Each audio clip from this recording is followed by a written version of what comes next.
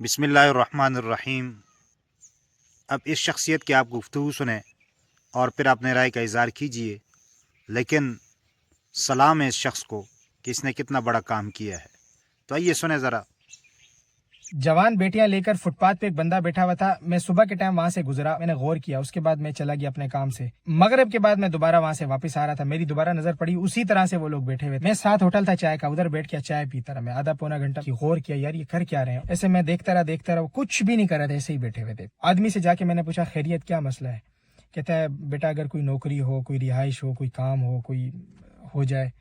میں نے یہ نہیں پوچھا آپ کہاں سے آئے ہو، کیا مشکل ہے، کیا ہے مسئلہ تھا، حل نکالو۔ ٹھیک ہے، میں نے کہا میرے پاس نوکری ہے، رہائش بھی ہے۔ انہوں نے کہا ٹھیک ہے بیٹا، اگر ہو جائے تو بہت بہتر ہو جائے گا۔ میں نے فوراً اپنے دوست کو فون مارا، شپاٹر دوست تھے، میں نے کہا بھائی تیرے پاس گھنٹہ ہے، گھر نکال۔ اب 2 کمرے کا گھر کرایہ پہ نکال دیا۔ ٹھیک ہے، میں ان کو لے کر ادھر گھر گیا، ان کو فوراً میں نے جو نا کچھ راشن کی چیزیں، کچھ ضروریات کی ہے وہ گزارا لائے، کچھ چولہا شولہ سامان دلا دیا۔ یہ آپ تھوڑا سا بیٹھے، میں کل آتا ہوں آپ کے پاس۔ ناشتہ لیتے ہوئے اگلے دن میں گیا ان کے پاس نا، میں نے ان کو بولا دیکھیں میرے پاس کام یہ ہے کہ آپ نے بنانے ہیں دال چاول۔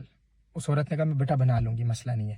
آدمی کو میں نے بولا آپ نے میرے ساتھ بکوانے ہیں۔ انہوں نے کہا بیٹا کوئی مسئلہ نہیں ہے۔ میں نے کہا 600 روپے دہاڑی دوں گا۔ انہوں نے کہا کوئی بات نہیں بیٹا، جیسے آپ بولو۔ اس دن ہم نے سامان وامان لیا، ٹھیلا وغیرہ۔ اگلے دن جو ہے نا عورت کو سامان میں نے پورا دے دیا، اس نے دال چاول صبح 8 بجے کے بعد بنائے۔ اس کو ہم نے رکھا ٹھیلے میں، بائک سے گھسیٹ کے لے کر گئے۔ اس ہمارے یہاں انڈسٹریل ایریا کا ایک چوک ہے، رش ہوتا ہے وہاں پہ، جگہ کا نام بتاؤں گا آپ شاید پہچان لوگے، وہ بندہ کافی عرصہ رہا تھا وہاں پہ۔ اس کے بعد جو ہے نا میں نے آدمی کو کھڑا، میں نے کہا ہیلپ کرو، میں نے ایک دن بیچے۔ اس نے دیکھا، سیکھا مجھ سے کیسے بک رہے ہیں۔ اگلے دن میں نے کہا آپ بیچو، میں ساتھ بیٹھ گیا سیٹ بن کے۔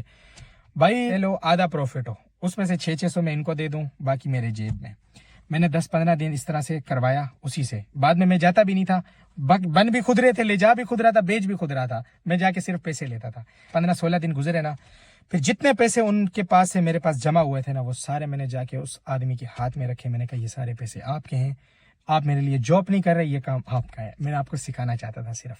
4,000-5,000 دن کا ان کو پروفٹ ہونا شروع ہو گیا، گھر انہوں نے سیٹ کر لیا کرائے پہ۔